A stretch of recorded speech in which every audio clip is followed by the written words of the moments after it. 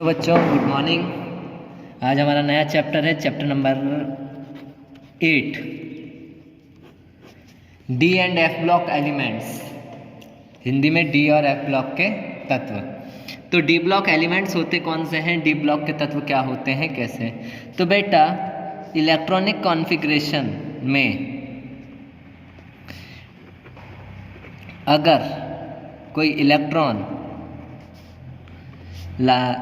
D orbital में enter करता है, किसमें? डी ऑर्बिटल में एंटर कर रहा है, तो वह एलिमेंट किसका होगा? डी ब्लॉक एलिमेंट, वो डी ब्लॉक का होगा। यानी इलेक्ट्रॉनिक विन्यास में अंतिम इलेक्ट्रॉन यदि डी कक्षक में प्रवेश करता है तो क्या कहलाते हैं बेटा? डी ब्लॉक के तत्व। उदाहरण देते हैं अभी।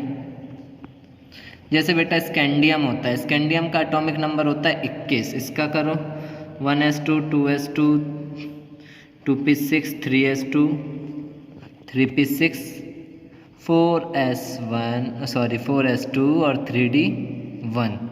तो ये बेटा डी में आया लास्ट इलेक्ट्रॉन, तो ये काय का है? डी ब्लॉक का एलिमेंट है। ऐसे ही कोई सा भी ले लो, जैसे टाइटेनियम ले लिया मैंने 22, तो आर्गन 18, ये वाला रूल भी पढ़ाया मैंने तुम्हें, 4s2 और 3d2। फिर डी में आया आखिरी इलेक्ट्रॉन, तो ये भी किसका है? डी ब्लॉक का है।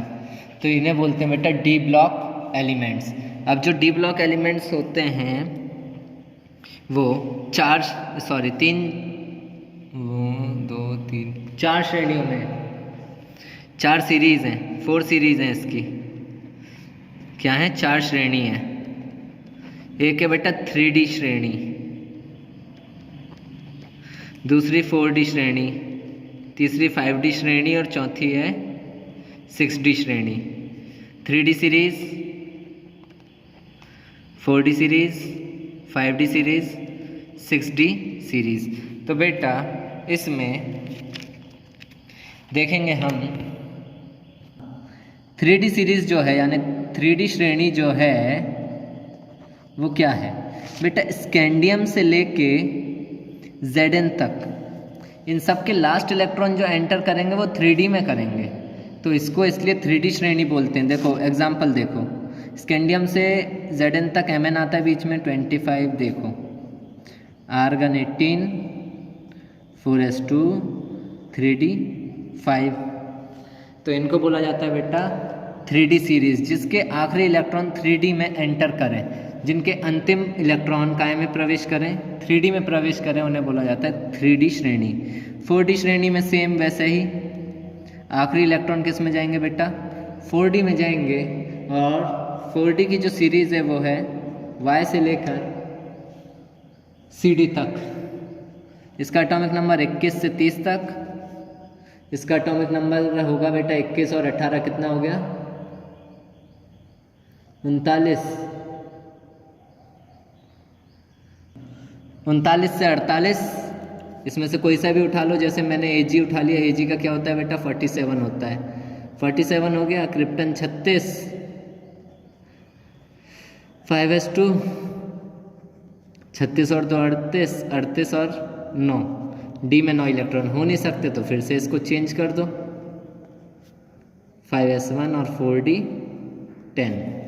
तो इसमें आखिरी इलेक्ट्रॉन जा कहाँ रहा है? वैसे 4D में जा रहा है, देख लो। तो ये कौन सी श्रेणी हो गई? 4D श्रेणी हो गई। इसी प्रकार 5D श्रेणी होगी और 6D श्रेणी होगी,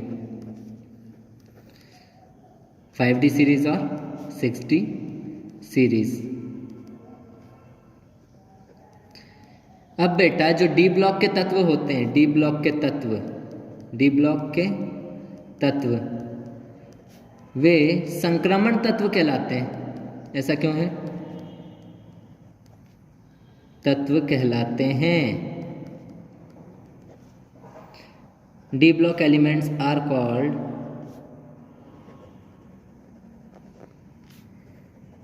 कॉल्ड ट्रांजिशन एलिमेंट्स। वाई? ऐसा क्यों है?